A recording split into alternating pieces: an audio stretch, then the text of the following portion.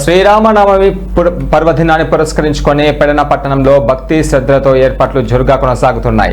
పెడన పట్టణ గౌడ సంఘం ఆధ్వర్యంలో శ్రీ గణపతి సాయి శ్రీ సీతారామాంజనేయ స్వామి దేవస్థానం వద్ద జరగబోయే శ్రీ సీతారాముల కళ్యాణ మహోత్సవం కోసం విస్తృతమైన ఏర్పాట్లు చేపట్టారు.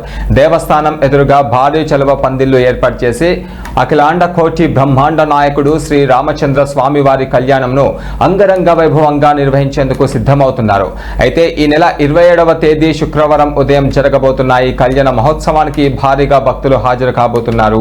ఈ సందర్భంగా హిందూ బంధువులందరూ కుటుంబ సమేతంగా పాల్గొని స్వామివారి ఆశీస్సులు పొందాలని గౌడ సంఘం అధ్యక్షుడు పడమట బలరాం మరియు కమిటీ సభ్యులు విజ్ఞప్తి చేశారు.